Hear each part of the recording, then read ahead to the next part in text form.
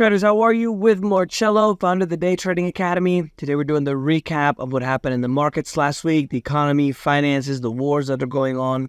This week we have very good jobless data, which is good for the economy, but technically not good for you and I. We have Elon Musk dropping another AI and much, much more news. Let's go ahead and get started.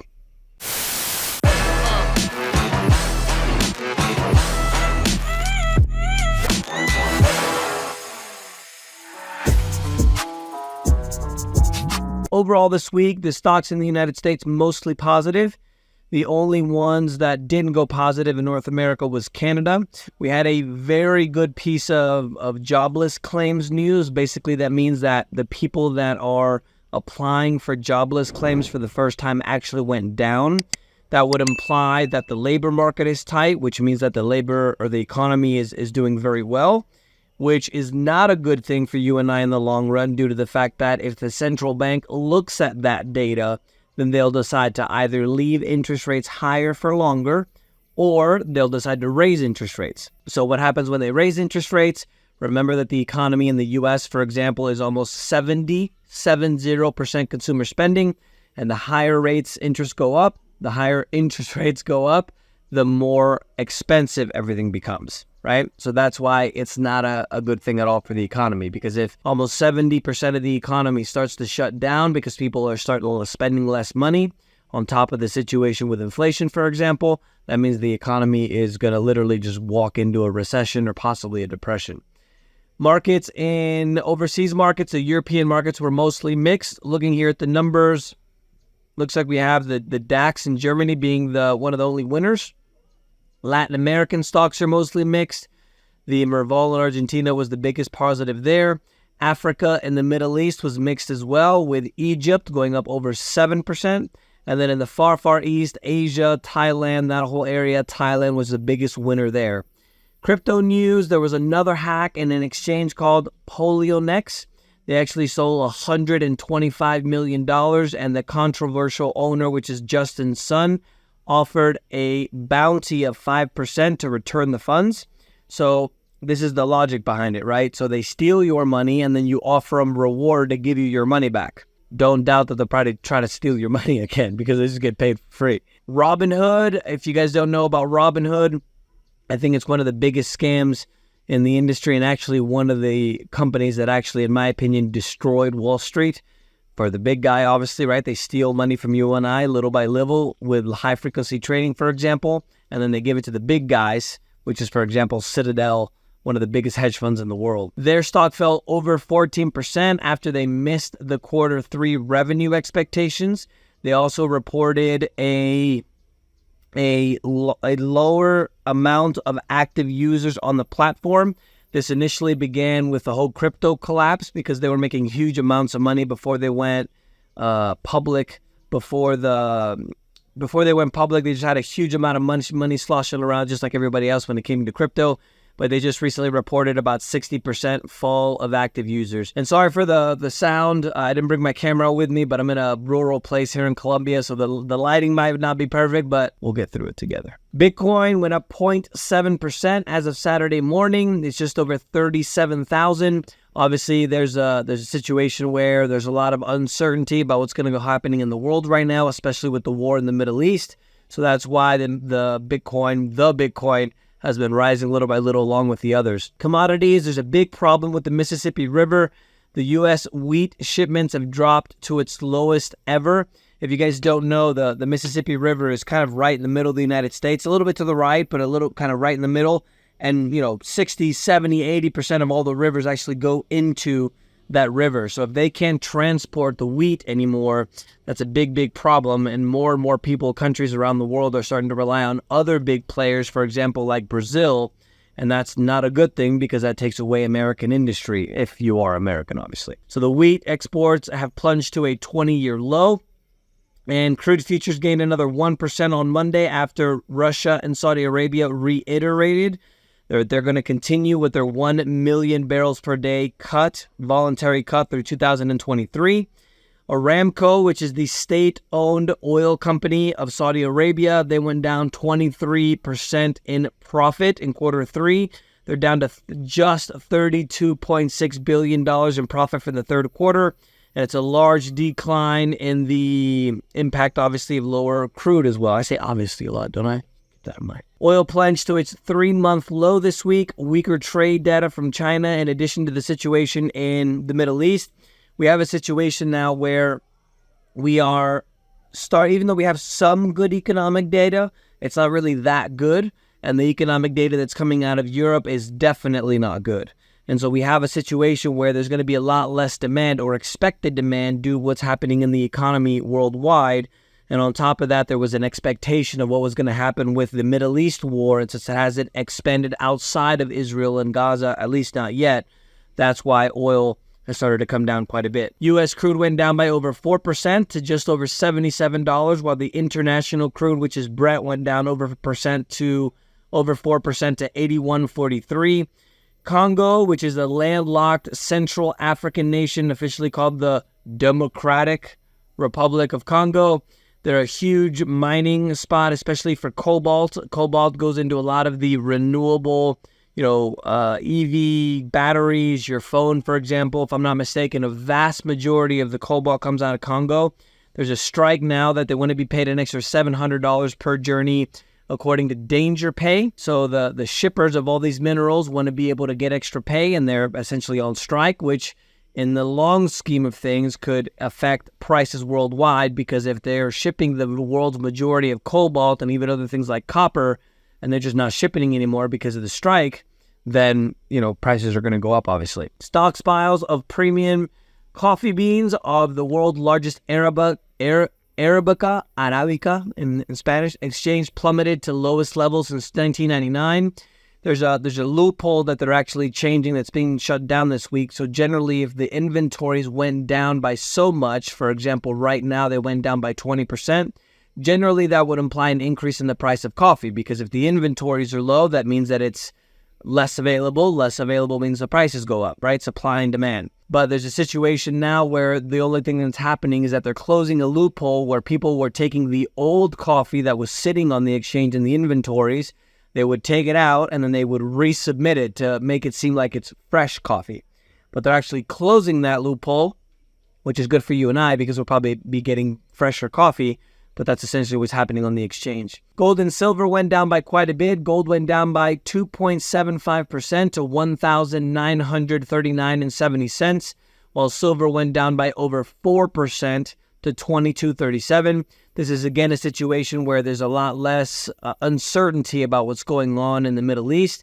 And since it hasn't expanded to a bigger war, let's say outside of Gaza and Israel yet, that gives it a lot of expectation that maybe that won't happen, and that's why gold and silver went down this week. In financial and banking news, the Chinese central bank reported the consumers' prices. They fell in October. That means that the Chinese economy is struggling with an uneven post-COVID production. The production declines, or the production... And sorry if you guys can hear it sounded... I don't know if you guys can hear that, but it sounded really bad. The production in China as well went down by 2.6%. So it's a 13th straight month that the production and the CPI has actually gone down in China. Central Bank in Australia decided to leave its rates a bit higher at 25 basis points higher at 4.35%. And UK house prices rose by 1.1% in September following 6 months of declines.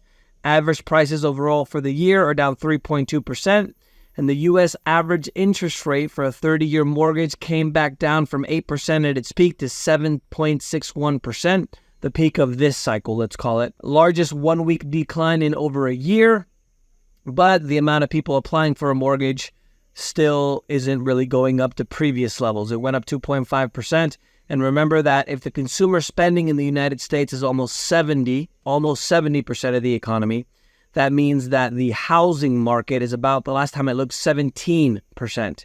So if we have those things that aren't doing very well, there's a situation that the overall economy in the United States isn't doing well at all. Norway's core inflation rose by more than expected. It's still higher than the central bank wants it to be. And the U.S. Financial Services Division of a Chinese bank in the U.S. suffered.